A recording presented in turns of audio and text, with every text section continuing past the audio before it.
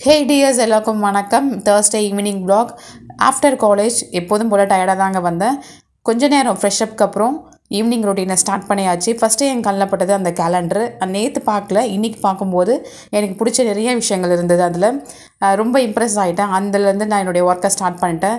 நாளைக்கு ஸ்டூடெண்ட்டுக்கு நோட்ஸ் எடுத்து முடிச்சுட்டு டைம் பார்த்தா 7:30. ஸோ கண்டிப்பாக இந்த நேரத்தில் டிஃபன் பண்ணால் தான் கரெக்டாக இருக்கும்னு சொல்லிட்டு என்ன இருந்ததுன்னு பார்த்தேன். அதில் கத்திரிக்காய் மட்டும் தான் இருந்தது. ஸோ வந்துட்டு கத்திரிக்காய் தொக்கு மாதிரி செய்யலாம் அப்படின்னு பார்த்தேன். இது எங்கள் அம்மாவுக்கு சொல்லி கொடுத்த ரெசிபி.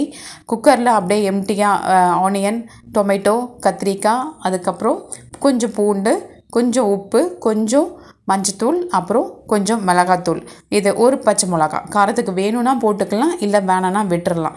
கொஞ்சம் உப்பு போட்டு கொஞ்சமாக தண்ணி வச்சு அப்படியே குக்கரை லிட் போட்டு மூடிடுங்க. விசில் ஒரு 5 விசில். ஏன்னா அந்த கத்திரிக்காய், வெங்காயம், அந்த தக்காளி இது எல்லாமே வந்துட்டு கொஞ்சம் குழைய இருக்கணும். ஸோ குழைய இருந்துச்சு அப்படின்னா தான் நம்மளுக்கு இன்னும் நல்லா அந்த இது நல்லாயிருக்கும். ஸோ குக்கர் போட்டு மூடிட்டு ஒரு 5 விசில் விட்டுட்டேன்.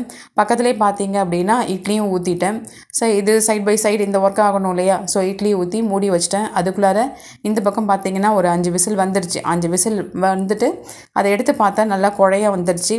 அது கூட என்ன பண்ணேன் அப்படின்னா தாளிச்சிட்டு வேணும் காரம் நான் கொஞ்சம் இன்றைக்கி அதிகமாக போட்டுட்டேன். அதனால் கொஞ்சம் தேங்காய் அரைச்சி ஊற்றி அதை அப்படியே அட்ஜஸ்ட் பண்ணிட்டேன். ஸோ இந்த பக்கம் இட்லியும் நல்லா வெந்துடுச்சு. இட்லி முடிச்சுட்டு டிஃபன் வேலை முடிஞ்சிடுச்சு. டிஃபன் எல்லாருக்கும் எடுத்து கொடுத்துட்டு அதுக்கப்புறம் என்னங்க க்ளீனிங் ஒர்க்கு தான். ஸோ க்ளீனிங் ஒர்க் பார்த்தீங்க அப்படின்னா இருக்கிற எல்லாத்தையும், நாளைக்கு ஃப்ரைடே இல்லை, ஸோ எல்லாத்தையும் க்ளீன் பண்ணி வச்சுட்டு வெசல் வாஷ் பண்ணிவிட்டு அப்படியே கேஸையும் என்ன பண்ணிட்டேன் வாஷ் பண்ணி வச்சுட்டு ஸோ இன்றைக்கி டே முடிஞ்சு போச்சு. எப்படியும் இந்த வீடியோ உங்களுக்கு பிடிச்சிருந்ததுன்னா மறக்காமல் லைக் பண்ணுங்கள். இன்றைக்கி ஈவினிங் எனக்கு ஓகே, ஆனால் கொஞ்சம் டைம். அதே மாதிரி நிறைய பேர் சப்ஸ்கிரைப் பண்ணாமலே வீடியோ பார்த்துட்ருக்கீங்க. மறக்காமல் சப்ஸ்கிரைப் பண்ணுங்கள். குட் நைட், பாய்.